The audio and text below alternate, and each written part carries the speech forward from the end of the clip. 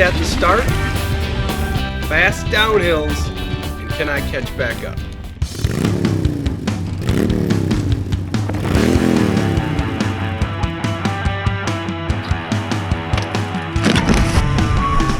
Chris Wood, Rob Martin, Daniel Matheny.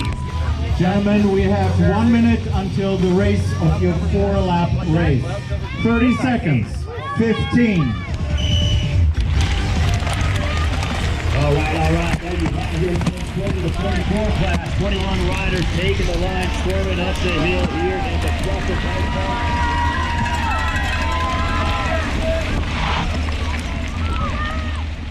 Bike. At the start, I tried to pretend I was at 500 feet of elevation.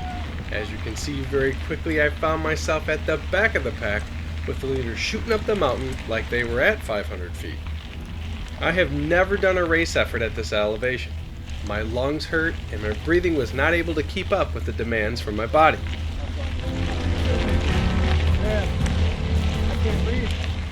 The dust didn't help. I really wanted to stop and throw my bike off the mountain when I saw how fast the leaders were, but instead I just kept going as much as I could and started picking people off, which helped my spirit. Once you climb the long dirt road and think you're almost to the top, you are dead wrong. Single track starts and the ascent gets a lot steeper with punchy sections here and there to add to your lungs screaming and your body not performing like you're used to. This climb takes forever, and somehow I still managed to pass riders, some of them from my race and some of them from other races, and I really admired the single speed riders.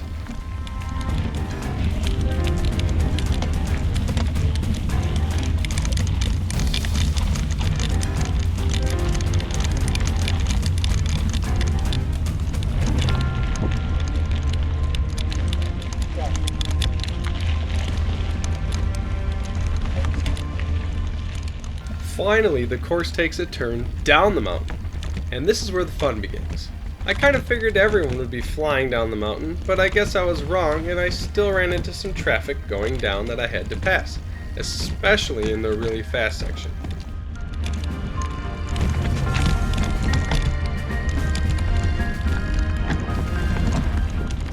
When I signed up for this race, I decided to dedicate it to Ben the German. On my warm-up lap earlier in the day, I found myself in a conversation with the Clif Pro team rider on this downhill section. That was the second sign I was doing the right thing. The first sign was the night before. My daughter made me go on a night walk with her to the magic lit-up bridge. On the way back, I ran into the Clif Pro team van. This downhill was a great way to recover. Every lap I did the best I could to relax and recover my breathing on this downhill.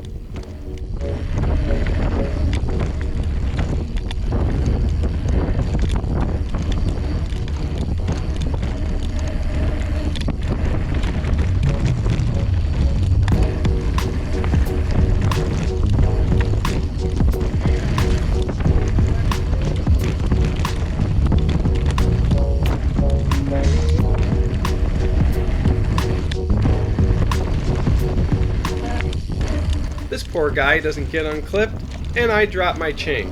Luckily, I get it on fast and stay in front of everyone that I just passed.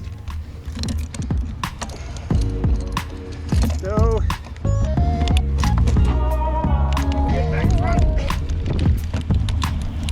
then it's right back to climbing and a little more down here, some up, and then a little more down there.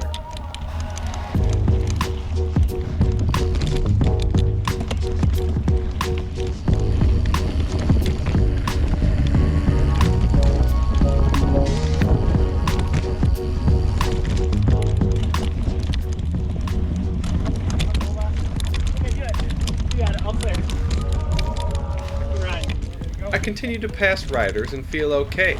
I can feel the elevation wearing on my system, not knowing how much longer I can continue this pace.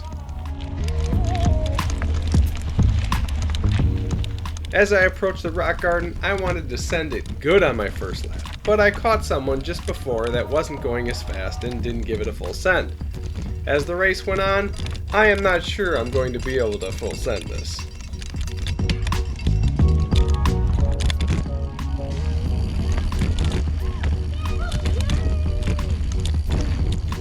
always great to see my wife and kids on the course cheering me on, as well as the other Coyote riders that were also racing here.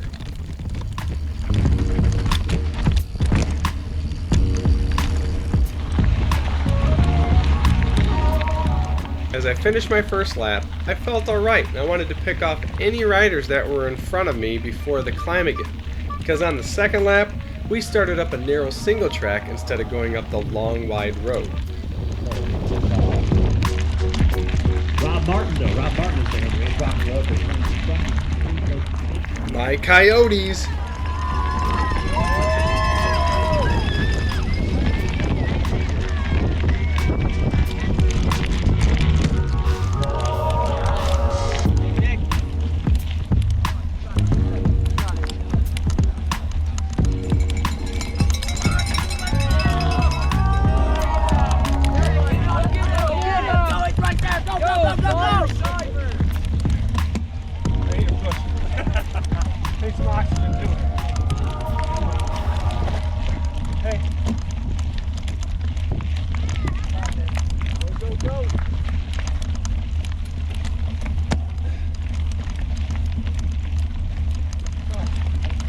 Category are you? D. I know what did group? 40 to 45 or 4. Okay.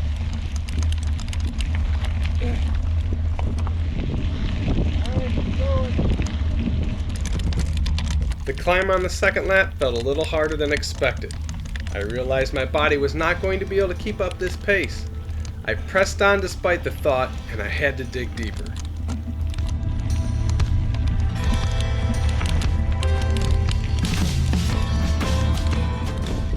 I was ready to send the downhill on the second lap, but again, ran into traffic that slowed me down until there were safe places to pass.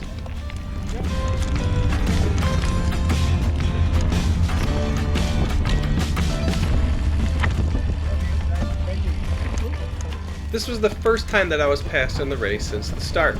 I was able to hang on to this guy down the hill, but as soon as we started climbing again, it seemed like he had an e-bike as he left me in the dust. Literally.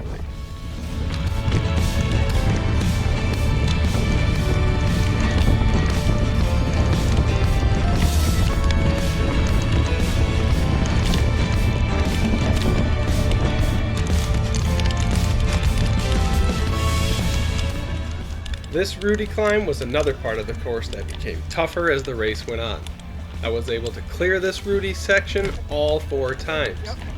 And I was never off my bike the whole race except to get my chain back on. Even though it felt like I was slowing down, I was still able to pass guys that were struggling more than I was. Don't let me find how you're going. Hey, how you doing?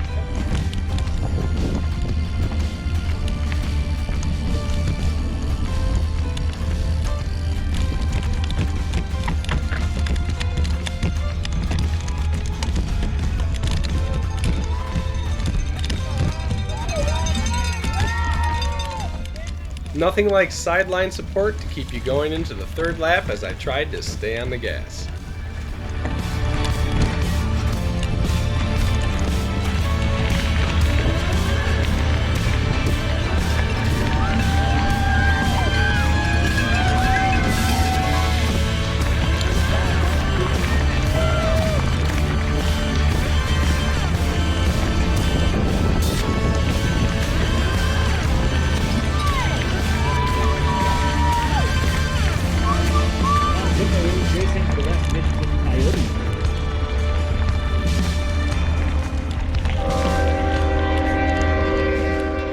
I heard the train, and I saw the train coming up behind me. 2 more guys from my group closing in on me. I was in 10th place until the guy passed me on the downhill, and now I had 2 more places aiming at me. Good job. Go. Yeah, buddy. Woo!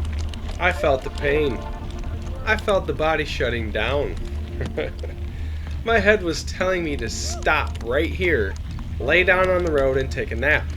I felt like if I did, I could fall asleep in less than 15 seconds. But I couldn't stop. I was riding this race in honor of someone, so I kept moving forward despite my pace slowing down. I had an idea. Maybe someone would lend me an e-bike, so I started asking everyone for an e-bike. I think I was a little delirious at this point. I need an e-bike. I need an e-bike. It's hard to breathe. You got an e-bike swap? You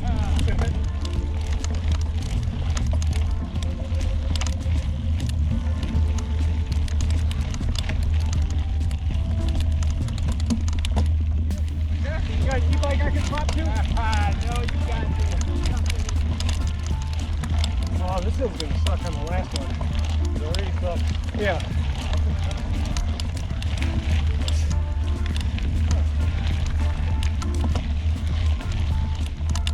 think that was a bad idea.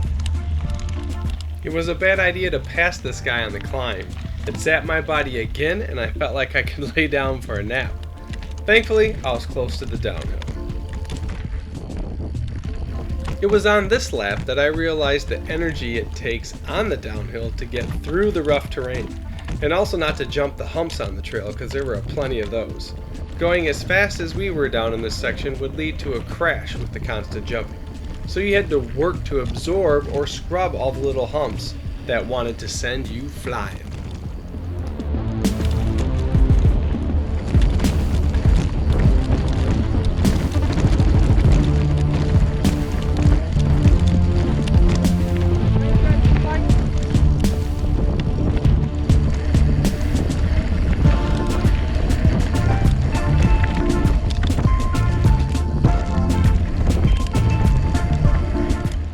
My GoPro didn't make it to the 4th lap, and I didn't want to carry any extra weight to make sure it lasted the whole race.